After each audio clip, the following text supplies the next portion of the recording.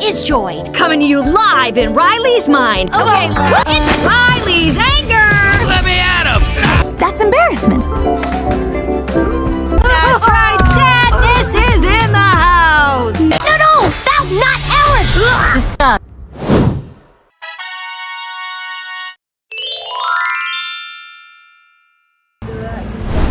And we're going out to Landmark.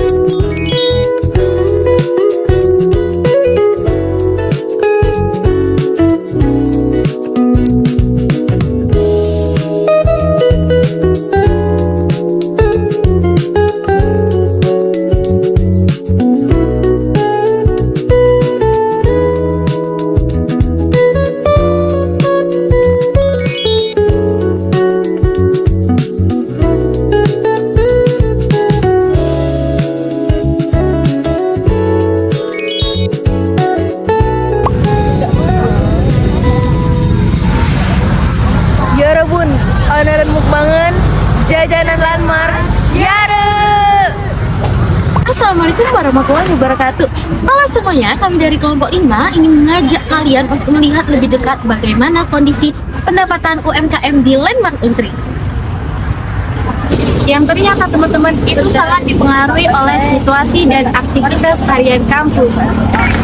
Nah, di video kali ini kami akan membahas teori, hasil pengamatan, serta bagaimana perubahan jumlah siswa, cuaca, dan event kampus dapat membuat pendapatan pedagang naik maupun menurun. Semoga dalam video kali ini kita bisa memahami betapa pentingnya keberadaan UMKM dan dinamika ekonomi kecil yang ada di sekitar kita.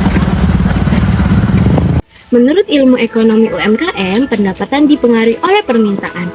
Saat permintaan naik, misalnya Landmark ramai mahasiswa, maka pendapatan ikut naik. Namun, jika permintaan turun karena hujan, mahasiswa libur kuliah, ataupun Landmark sepi, maka pendapatan ikut turun. Nah, jadi teman-teman, sebenarnya teori lanjutan itu simple.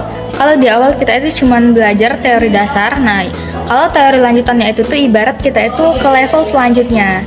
Nah, di sini juga kita itu nggak cuma apa sih teorinya itu, tetapi juga kita itu belajar kenapa sih teori itu tuh bisa muncul, gimana cara kerjanya, apa kelemahannya, hingga gimana sih cara kita nerapin teori itu tuh di kehidupan sehari-hari. Nah, intinya itu teori lanjutan itu tuh mengajak kita itu buat berpikir lebih kritis, bukan cuma menerima tetapi juga memahami logika di balik suatu teori.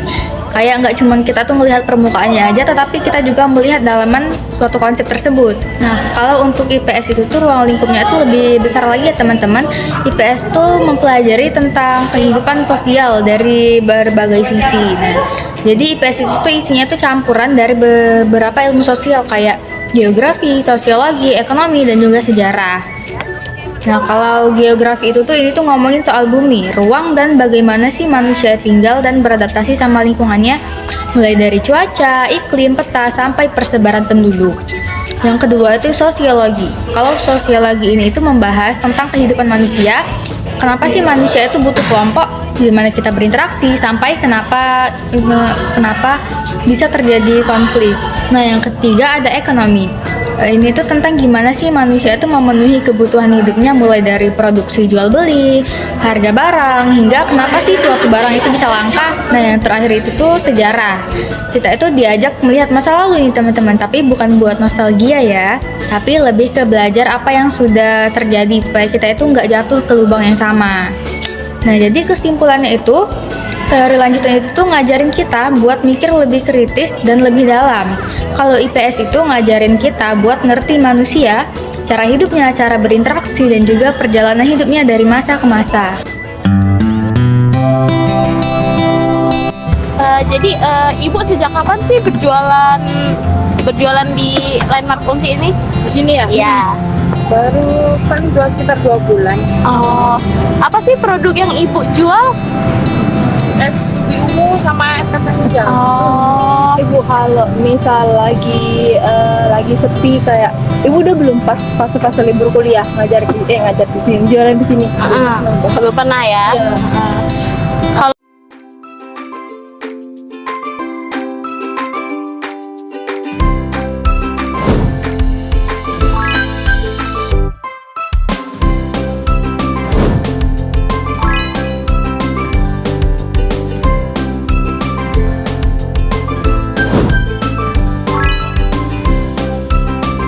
Dari wawancara kami tadi dengan beberapa pedagang di Landmark Unsri, mereka menyampaikan bahwa pendapatan itu bisa naik ketika kampus ramai, tetapi juga bisa turun hampir 40 hingga 70% ketika hujan, libur kuliah, hingga minim aktivitas mahasiswa.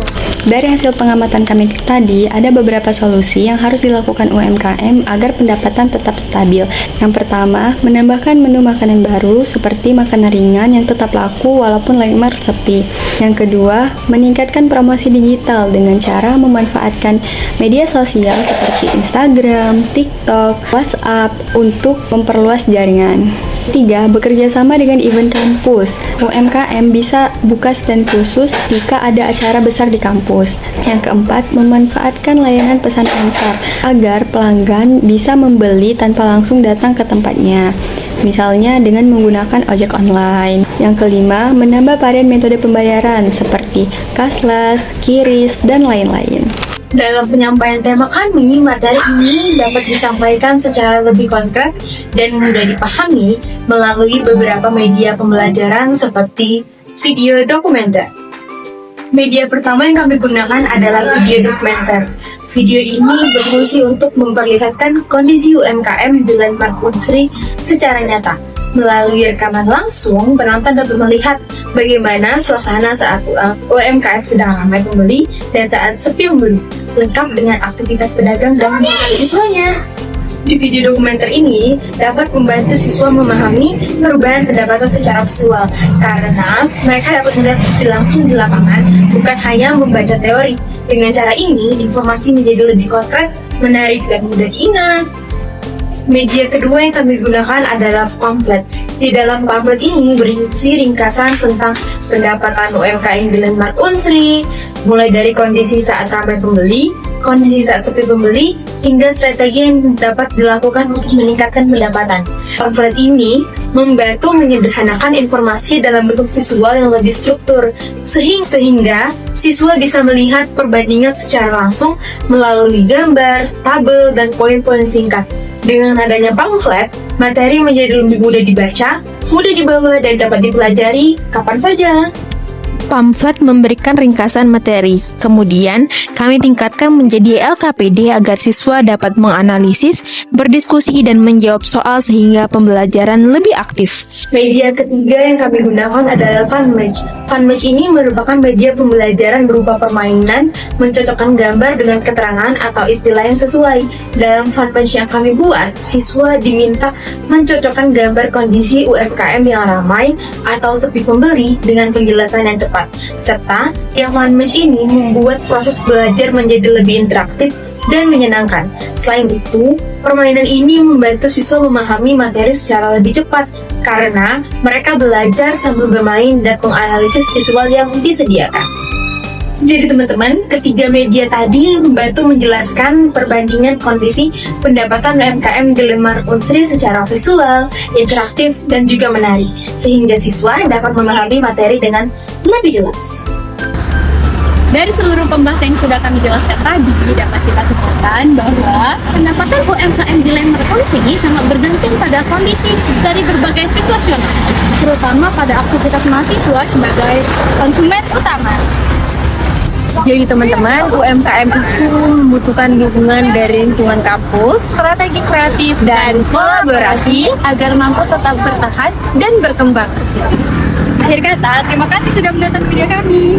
Semoga pembahasan ini bisa dapat bermanfaat dan dapat menambah wawasan. Baik, nanti kalian find apa lagi? Kemarin bisa mencoba menuju UMKM lokal, UMKM luar, kampus hebat, dan dari Lemar untuk kita, UMKM hidup, mahasiswa bahagia. Wassalamualaikum warahmatullahi wabarakatuh.